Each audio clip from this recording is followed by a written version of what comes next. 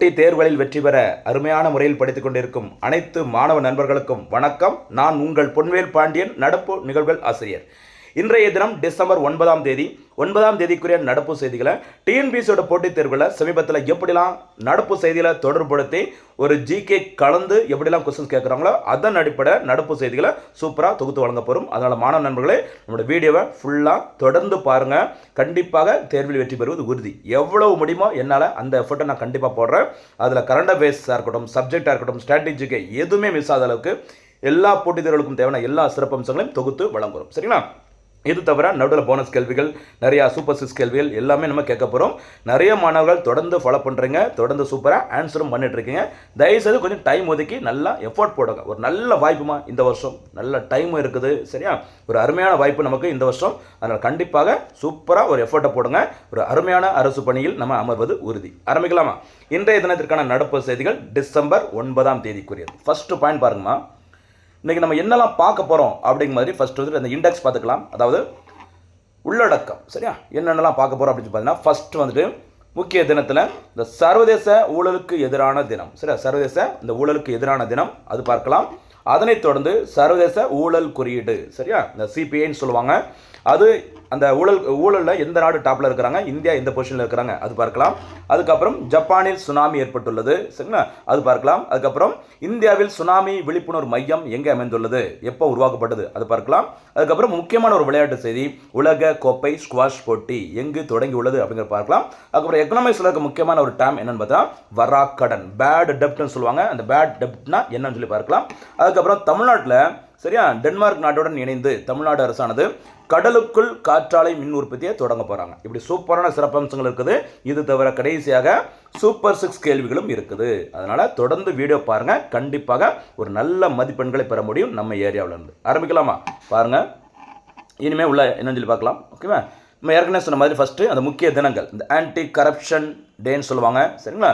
அதாவது இந்த தினம் சரியா அக்டோபர் 31, 2003 அன்று ஐநா பொது சபையில், அதாவது ஐக்கிய நாடுகள் சபை சார்பில் அந்த ஊழலுக்கு எதிரான விழிப்புணர்வு அந்த நிறைய பிரச்சாரங்கள் மேற்கொள்ளப்பட்டது. அதனைத் தொடர்ந்து 2004ஆம் ஆண்டு முதல் இந்த சர்வதேச ஊழல் எதிர்ப்பு தினம் கடைபிடிக்கப்பட்டு வருகிறது.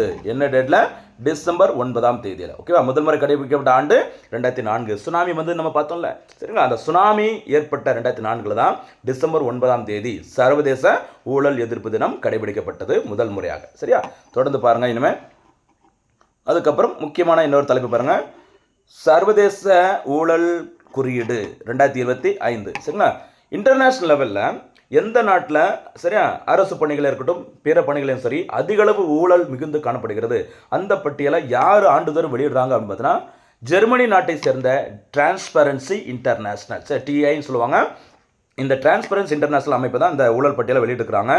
அந்த குறியீட்டுக்கு அந்த இண்டெக்ஸ்க்கு என்ன பேர் சொல்லுவாங்கன்னா, கரப்ஷன் பெர்செப்ஷன் இண்டெக்ஸ் அப்படி சொல்லுவாங்க. சிபிஐ எக்கனாமிக்ஸில் கன்சூமர் ப்ரைஸ் இண்டெக்ஸ் சொல்லுவாங்க. அப்புறம் கம்யூனிஸ்ட் பார்ட்டி ஆஃப் இந்தியா அதுக்கும் சிபிஐன்னு சொல்லுவாங்க பொதுவாக.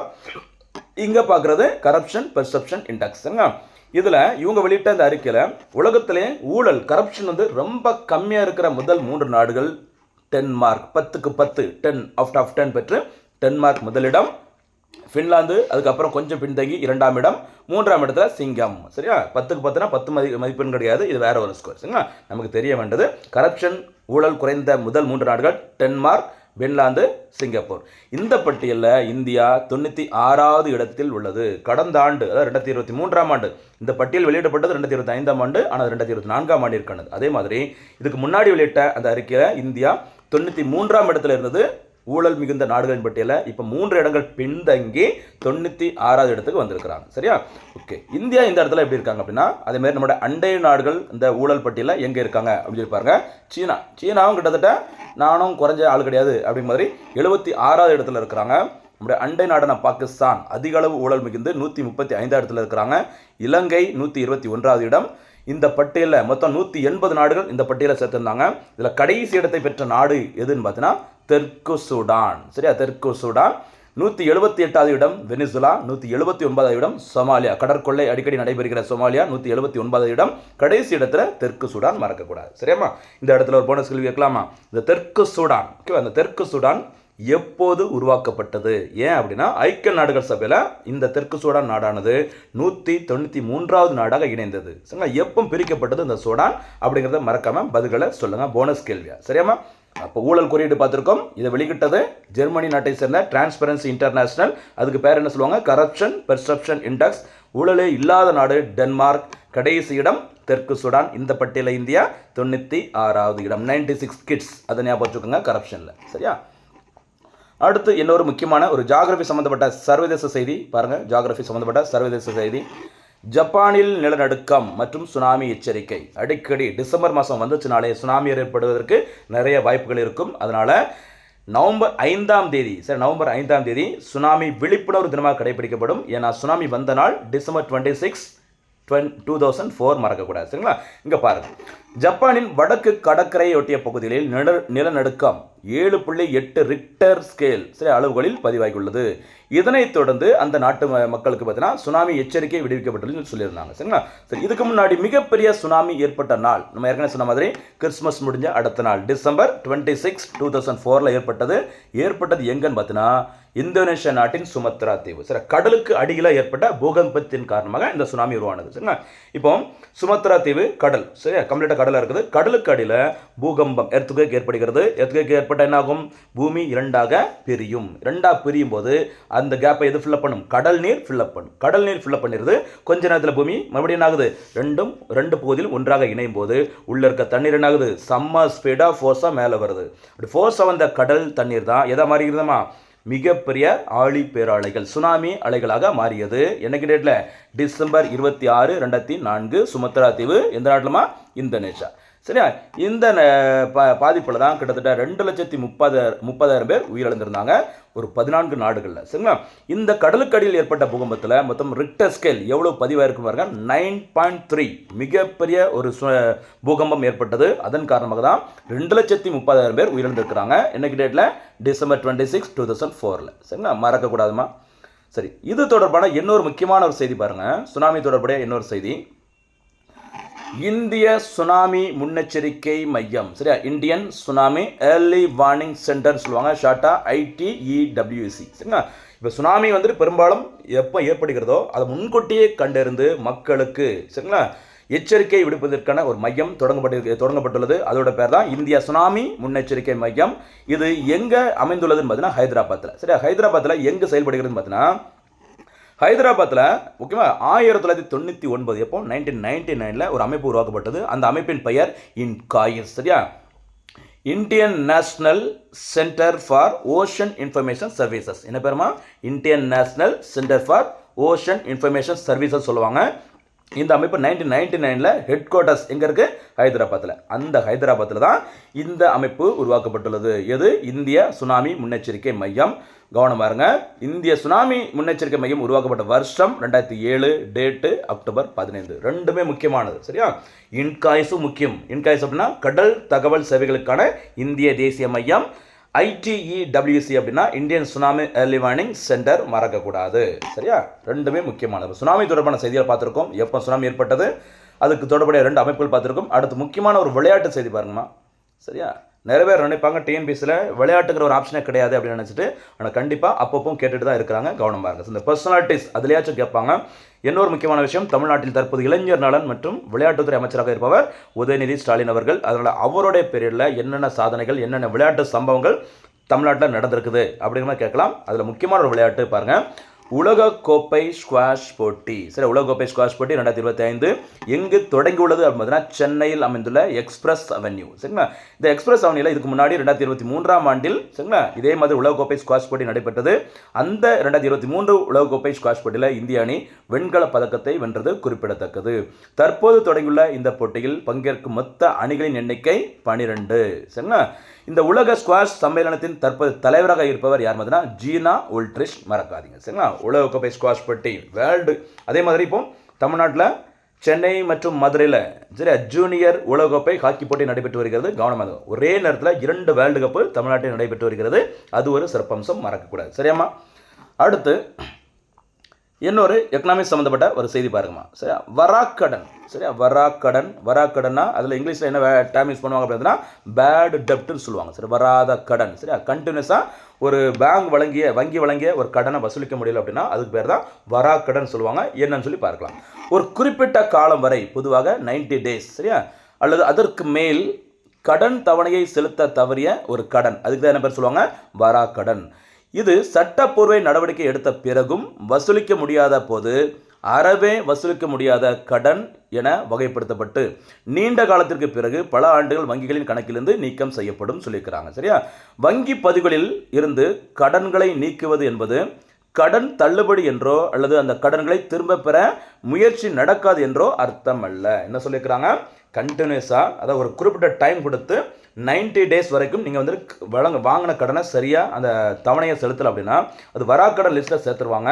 ஆனால் அதுக்காக சரியாக குறிப்பிட்ட டைமை தாண்டும் போது நாங்கள் சரி இனி இது எங்கே வாங்க முடியும் அப்படின்னு சொல்லிட்டு அப்படியே விட்டுற மாட்டாங்க. எப்படி அந்த கடனை வாங்குவாங்க அப்படின்னு சொல்லி பார்த்தீங்கன்னா என்னென்ன முயற்சிகள் அப்படிங்கிறது பாருங்கம்மா.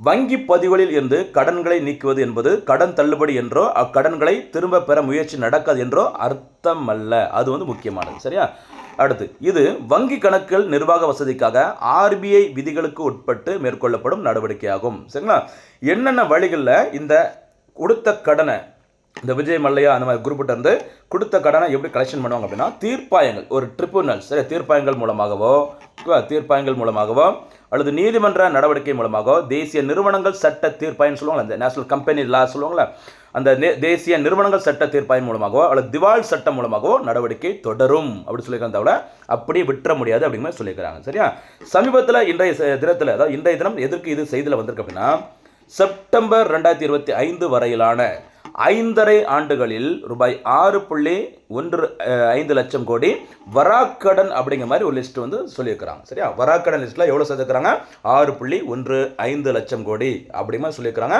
வங்கி பதிவுலேருந்து இது நீக்கப்பட்டாலும் பிற நடவடிக்கை மூலமாக அந்த கடன் தொகை மீண்டும் வசூலிக்கப்படும் அப்படிங்கிற மாதிரி மத்திய அரசு அறிவிச்சுக்கிறாங்க. இதாம்மா வராக்கடன், மறக்கக்கூடாது. வராக்கடனா வரவே வராத கடன் அப்படின்னு இல்லை, வசூலிக்க முடியாத கடனை வேற வழிகளில் திரும்ப வரவழைக்கப்படும் ஒரு விஷயம் தான். ஓகேவா, சரி. அடுத்து தமிழ்நாட்டுடன் தொடர்புடைய இன்னொரு முக்கியமான செய்தி பாருங்கம்மா.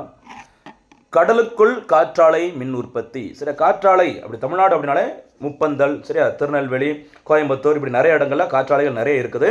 இப்போ என்ன கரண்ட் அஃபேர்ஸில் வந்திருக்கு அப்படின்னு சொல்லி பாருங்கம்மா. டென்மார்க் நாட்டில் உள்ள energy agency, Denmark energy agency மற்றும் தமிழ்நாடு மின்வாரியம் இடையே ஒரு ஒப்பந்தம் கையெழுத்தாயிருக்கு. என்ன ஒப்பந்தம், கடலுக்குள்ள காற்றாலை மின் உற்பத்தியை உருவாக்க வேண்டும். கடலுக்குள்ள பார்த்தீங்கன்னா நிறைய காற்று அசால்ட் அடிச்சுக்கிட்டே இருக்கும் எப்பவுமே. சரியா, அதை பயன்படுத்தி மின்சாரத்தை உற்பத்தி பண்ணலாம் அப்படின்னு சொல்லிட்டு தான் தமிழக மின்வாரியமும் டென்மார்க் எனர்ஜி ஏஜென்சியும் ஒரு ஒப்பந்தம் கையெழுத்து போட்டுக்கிறாங்க. சரியா, இந்த ஆலைகள் எங்கு அமைக்கப்படும் அப்படின்னு பார்த்தீங்கன்னா திருநெல்வேலி, தூத்துக்குடி, அடுத்து கன்னியாகுமரி, ராமேஸ்வரம் ஆகிய கடற்கரை பகுதிகளில் இந்த காற்றாலை மின் உற்பத்தி நிறுவனங்கள் அமைக்கப்படும் சொல்லியிருக்கிறாங்க.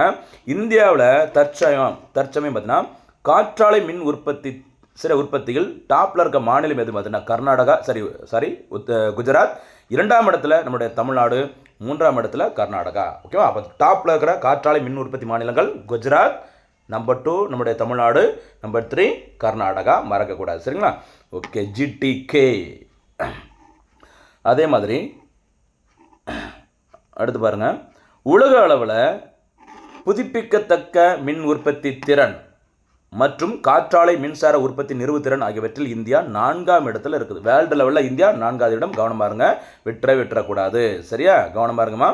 இந்த காற்றாலை மின் உற்பத்தி திறனில் நம்ம ஏற்கனவே சொன்ன பாயிண்ட் தான். குஜராத் முதலிடம், 2ஆம் இடத்துல தமிழ்நாடு, 3ஆம் இடத்துல கர்நாடகா. தனியாக இருக்கட்டும் அப்படின்னு சொல்லி மறுபடியும் போட்டிருக்கோம். சரிங்களா, அப்போ சமீபத்தில் தமிழ்நாடு அரசானது கடலுக்குள்ள இந்த காற்றாலை மின் உற்பத்தி நிறுவுவதற்கு எந்த நாட்டிடம், டென்மார்க் நாட்டிடம் நம்ம ஒப்பந்தம் கையெழுத்து போட்டிருக்கோம். மறக்கக்கூடாது. ஊழல் குறைந்த நாடுகள் பட்டியலில் யார் இருக்கிறா, டென்மார்க். அந்த நாட்டிட நம்ம இந்த ஒப்பந்தத்தை போட்டிருக்கோம். சரியாம்மா, சூப்பரான செய்தி, விட்டுறாதீங்க. கடைசியாக இந்திய தினத்திற்கான சூப்பர் 6 கேள்விகள். முதல் சூப்பர் 6 கேள்வி பாருங்க. சர்வதேச ஊழலுக்கு எதிரான தினம் எப்போது கடைபிடிக்கப்படுகிறது? முதல் கேள்வி. 2வது சூப்பர் 6 கேள்வி, சுனாமி எப்போது எங்கு ஏற்பட்டது? சரியா. 3வது சூப்பர் 6 கேள்வி, உலகக்கோப்பை ஸ்குவாஷ் போட்டி எங்கு நடைபெற உள்ளது அல்லது நடைபெற்று வருகிறது? 4வது சூப்பர் 6 கேள்வி, காற்றாலை மின் உற்பத்தி திறனில் முதலிடத்தில் உள்ள மாநிலம் எது? அதில் தமிழ்நாடு எந்த இடம்ங்கிறதையும் சேர்த்து சொல்லுங்கள். சரியா. அடுத்து 5வது சூப்பர் 6 கேள்வி, இன்காயஸ் என்பதன் விரிவாக்கம் என்ன? இந்த அமைப்பு எப்போது உருவாக்கப்பட்டது? 6வது சூப்பர் 6 கேள்வி, இந்திய சுனாமி முன்னெச்சரிக்கை மையம் எங்கு அமைந்துள்ளது? இந்த அமைப்பும் எந்த ஆண்டு உருவாக்கப்பட்டது அப்படிங்கிற சிறப்பான முறையில் பதில்களை சொல்லுங்கள். சரியாம்மா? சூப்பராக ஃபாலோ பண்ணிட்டு வாங்கம்மா. என்னால் முடிஞ்ச எஃபர்ட்டை போடுறேன். எப்படியாச்சும் வரும் தேர்வில் நம்ம வெற்றி பெற வேண்டும். அதுக்கு தான் இவ்வளோ எஃபர்ட்டை போடுறோம். நல்லா என்கரேஜ் பண்ணுங்கள் என்னையும். சரியா? அப்போ தான் எனக்கு ஒரு உற்சாகமாக இருக்கும். அந்த என்கரேஜ் பண்ணுறது வேறு ஒன்றும் கிடையாது. சரியா? நல்லா பதில்களை கமெண்டில் சொல்லுங்கள். எனக்கு அதை பார்க்கும்போது ஒரு சந்தோஷமாக இருக்கும். அவ்வளோதான். மீண்டும் சந்திக்கலாம். நன்றி, வணக்கம்.